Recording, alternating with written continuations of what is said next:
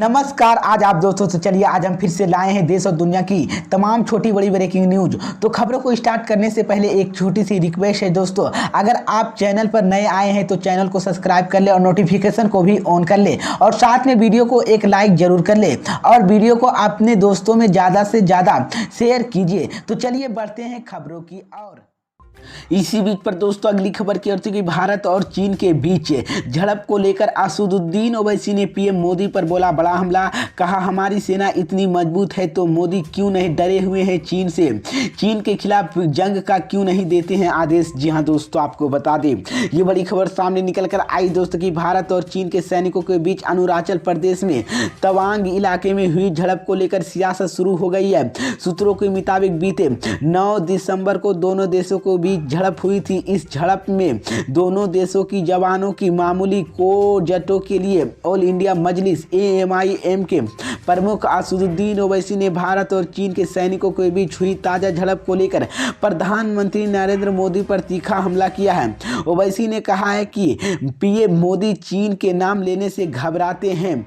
ओवैसी ने चीन मसले को लेकर पीएम मोदी पर निशाना साधते हैं और कहा कि हमारे 56 इंच का सीना वाले प्रधानमंत्री चीन का नाम लेने से इतना घबराते क्यों है, क्या वजह है। 2.5 साल से चीन लद्दाख में हमारी जमीन पर कब्जा करके बैठा है और पीएम मोदी मुंह से चूक कर बैठे हुए हैं। इतनी मजबूत सेना हमारी है और इतना डरा हुआ नेता क्यों है। AMIM के प्रमुख ओवैसी ने आगे कहा कि यह घटना इसलिए हुई क्योंकि प्रधानमंत्री ने जून में गलवान के बाद कहा था कि कोई घुसपैठ नहीं हुई है। ओवैसी ने ट्वीट में लिखा कि चीन के तवांग से जो जुर्ती होती है सिर्फ हमारे पीएम और सरकार की कमजोरी के दरस्तानों से होती है। इसी बीच तो ये बड़ी अपडेट है दोस्तों, उन्होंने बड़ा बयान दे दिया है चीन और भारत को लेकर। इसी बीच पर दोस्तों अगली खबर की ओर कि बिहार के सीएम नीतीश कुमार का बड़ा बयान। कहा 2024 में तेजस्वी यादव से करेंगे महागठबंधन, मोदी अमित शाह की उड़ी नींदें। जी हां दोस्तों, आपको बता दें ये बड़ी खबर सामने निकल कर आई दोस्तों कि बिहार के डिप्टी सीएम तेजस्वी यादव ने कहा कि अभी भी हमारा नीतीश कुमार के मार्गदर्शन के साथ काम कर रहे हैं। चुनौती 2024 के चुनाव और हम उसके लिए लड़ेंगे। 2025 में बिहार विधानसभा चुनाव में तेजस्वी यादव द्वारा महागठबंधन के नेतृत्व पर बिहार के उप मुख्यमंत्री नीतीश कुमार ने कहा है कि मैं तो शुरू से ही बोल रहा हूं कि तेजस्वी यादव करेगा, ये जरूर करेगा। इसी को लेकर उन्होंने कहा कि मुंबई में वादरा इलाके में खेलवाड़ी थाने में सेशन रूम में आग लगी थी। इसी को लेकर उन्होंने कहा कि सीएम नीतीश कुमार लगातार तेजस्वी यादव को आगे बढ़ाने की बात कर रहे हैं और मंगलवार को महागठबंधन के सभी दलों को विधायक और निषद परिषदों को बैठक में भी ऐलान किया और तेजस्वी यादव ने आगे बढ़ना है। और उन्होंने कहा है कि पीएम मोदी और सीएम बनने की इच्छा नहीं है बल्कि बीजेपी का हराने का मकसद है। इसके लिए पहले बीते सोमवार को भी नीतीश कुमार ने तेजस्वी यादव को आगे बढ़ने से बात कहा था और कहा था कि 2024 में बीजेपी का सुफड़ा साफ कर देंगे। और उन्होंने एक बार फिर से बड़ा ऐलान कर दिया और कहा कि तेजस्वी यादव के 2024 के विधानसभा चुनाव से पहले महागठबंधन करके बीजेपी का देश से सुफड़ा साफ कर देंगे, जिसके बाद मोदी अमित शाह की मुश्किलें बढ़ गई है। इसी बीच पर दोस्तों अगली खबर की ओर कि नवाब मलिक को हाईकोर्ट से लगा तगड़ा झटका।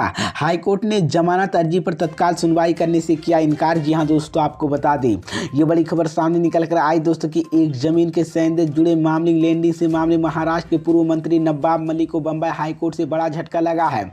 हाईकोर्ट ने मलिक की जमानत अर्जी पर तत्काल सुनवाई करने से मंगलवार को इनकार कर दिया है।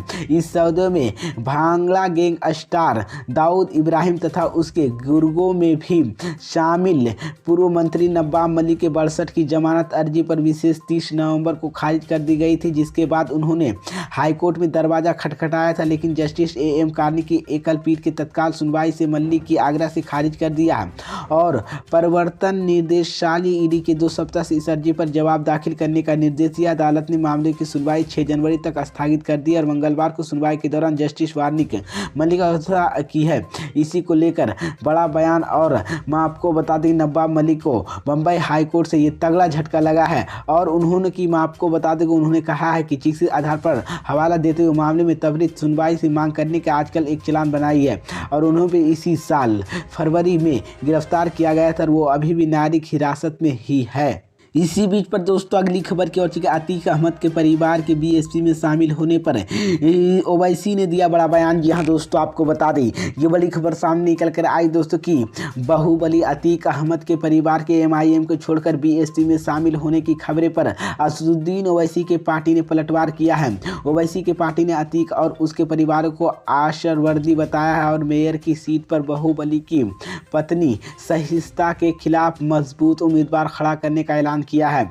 ओवैसी के पार्टी ने बाहुबली अतीक और उसके परिवार के गंभीर आरोप लगाया और साफ तौर पर कहा है कि पार्टी में शामिल होने के 2 महीने के बाद ही अतीक के परिवार को दूरी बना ली है और पिछले साल दिसंबर के महीने के बाद परिवार का कोई सदस्य पार्टी से किसी कार्यक्रम में शामिल नहीं हुआ। अतीक की पत्नी सहिष्णुता से पहले तत्कालीन कैबिनेट मंत्री के साथ ही खिलाफ प्रयागराज शहर पश्चिमी सीट से चुनाव लड़ने का ऐलान किया, लेकिन नामजद किया। इसी वजह से पार्टी इस सीट पर चुनाव नहीं लड़ सकेगी और पार्टी के वरिष्ठ नेता और मंडल प्रवक्ता अफसर महमूद के मुताबिक सहिष्णुता परवीन को कई महीने पहले भी कॉन्फ्रेंस कर मेयर चुनाव लड़ने का बात कही थी और ओवैसी ने यही बड़ा बयान दिया है।